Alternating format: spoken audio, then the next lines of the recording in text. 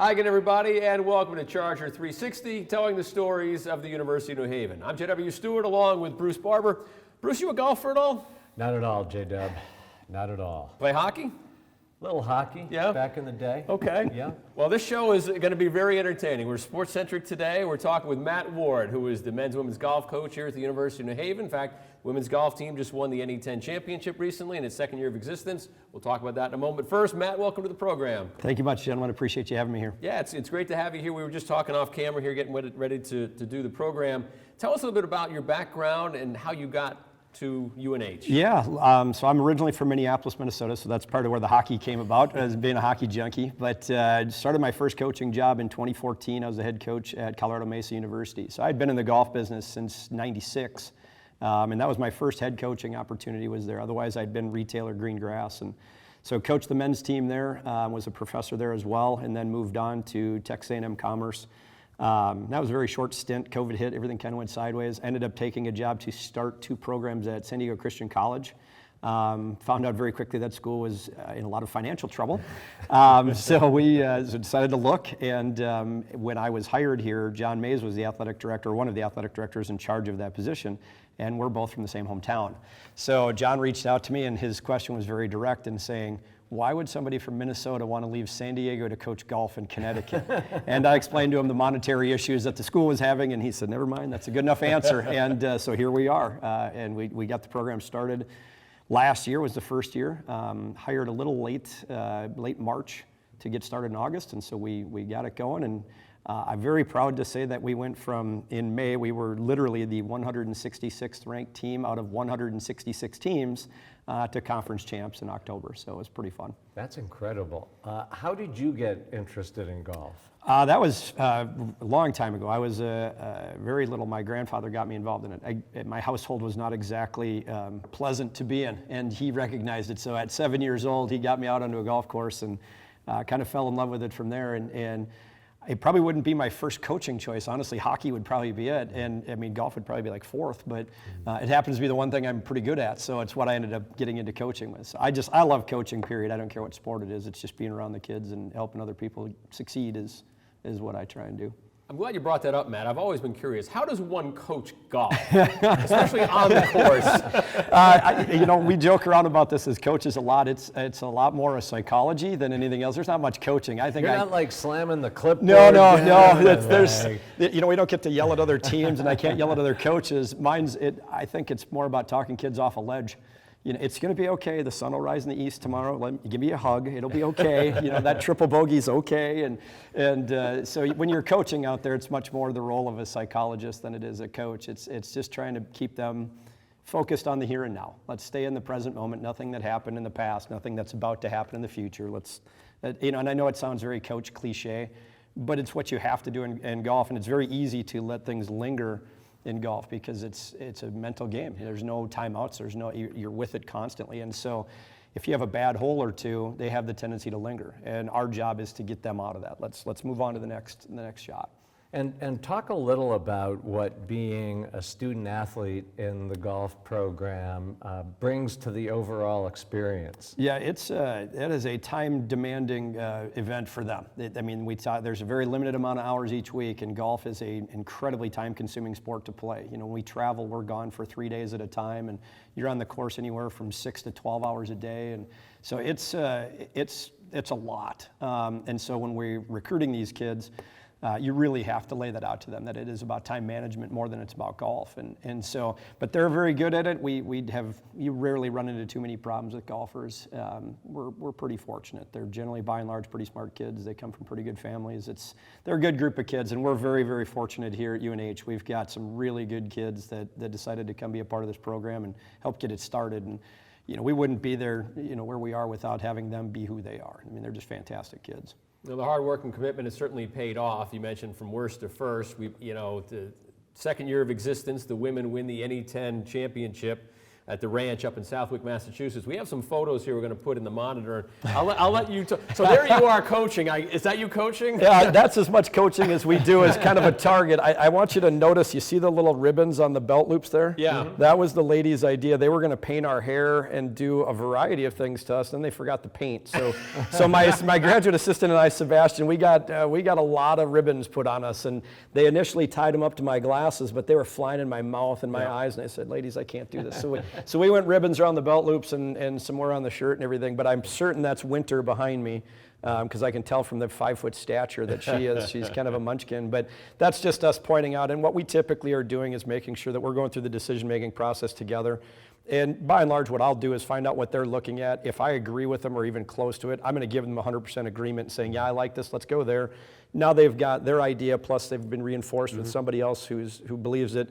It gives them a little confidence to step into it. So that's the goal here. Anytime we're talking to the kids, it's always about making sure that they're on the right page and that they have the confidence to do what they're doing. I'll have our director just cycle through the next photos, and I'll have you kind of narrate Sure. and tell us the story of the championship. That was post-win, and that's probably my favorite photo of all of them, is just seeing all of us get together and really trying to see the true joy in all of it. That was one of those moments that you never forget as a coach, to get together with your 5 players, your assistant coach, and I mean, look at them. You can't see much, but you can see some of their faces, and boy, that's a lot of happiness right there. And I mean, that's what you coach for. I mean, I know some people coach for wins and some coach for money, and I coach because I get to see that now. You know, I mean, the looks on their faces and just their joy.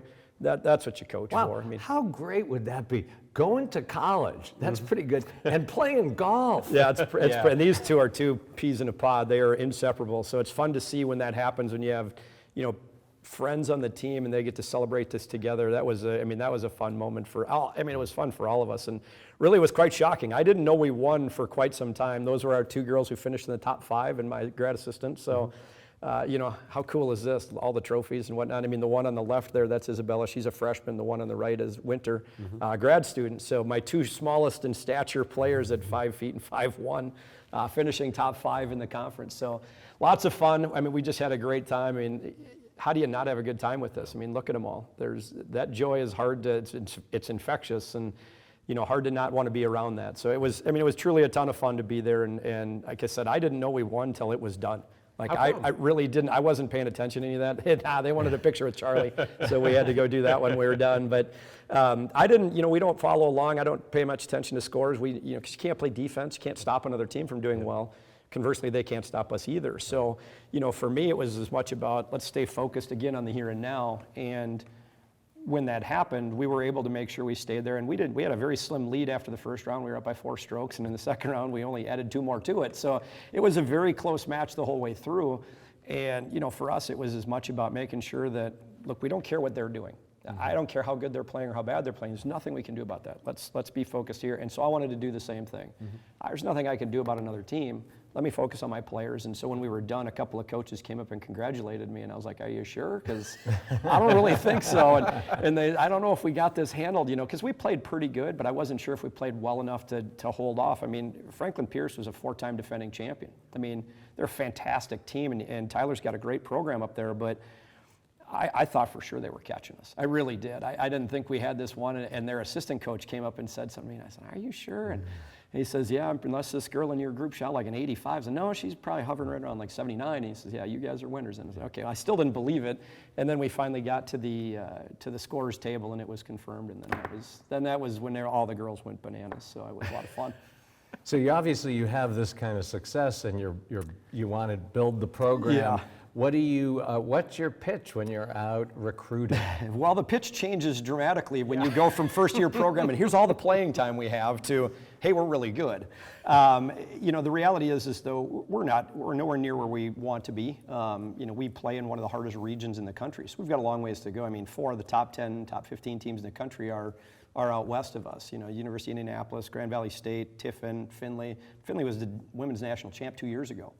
I mean, we're talking an incredibly talented region. So we've got to go and try and get through that mess to get to nationals. So that's the next step, and that requires a lot more depth and a lot of talent. So, you take and you try and capitalize on the things that you can. And that conference championship says, well, we're a pretty good team. So if you want to come and play competitively, this is a good place to be.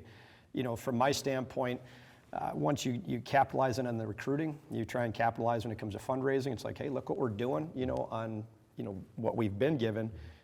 Do you want to be a part of this?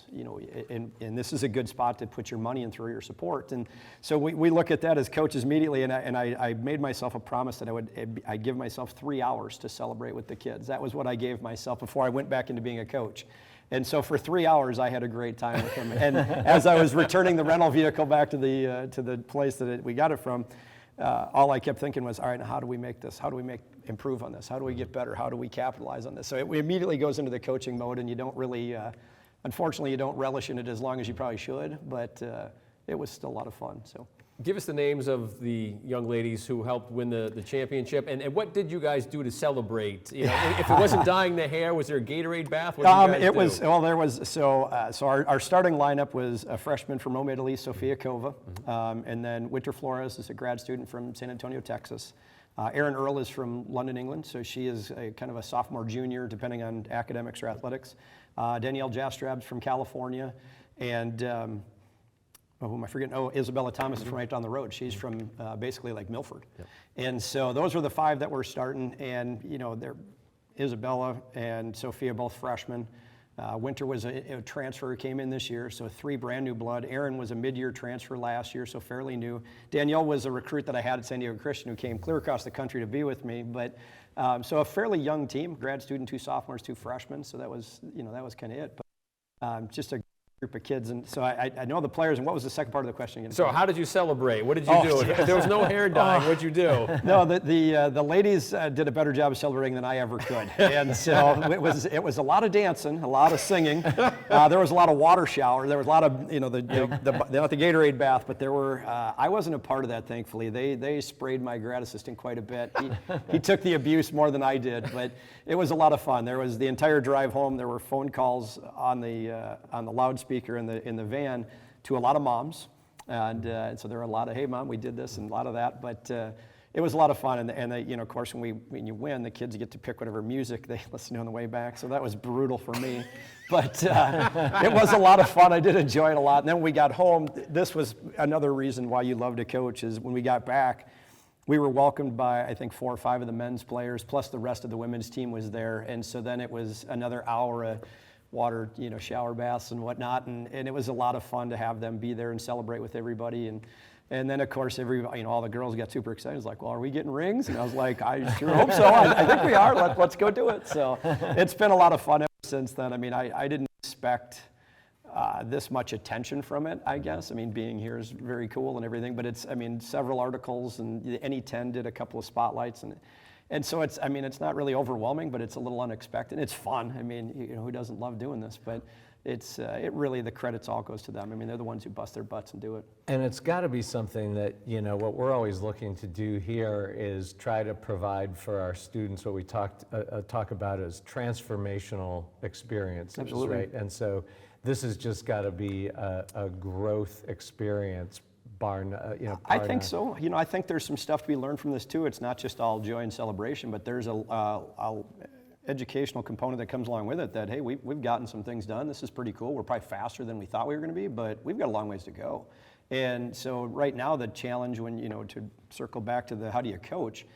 Right now, it's trying to rein them in. We think we're incredible, and it's like, we had a long way to go, ladies. Yeah. So we got to get back into that, back into the work mode and get to that. We've got a lot of things left to do. So to get them to rein it back in and say, hey, we got to go to work. That'll be the challenge now. So. I always thought golf coaches just hung out in the 19th hole. There are plenty that do. I'm going to tell you, Jay Dunn, there are several that I see there. I'm just not one of them. Like when I go in to have to use the facilities or whatever, there's usually more than 1 or 2 hanging out doing a lot of nothing. I thought, boy, I know why you chose golf. You can be a real lazy coach if you want to be. But my coach and I, we're pretty much hands-on all the time. So I don't like sitting around. I don't even like taking the cart. I'm generally walking with my players. So.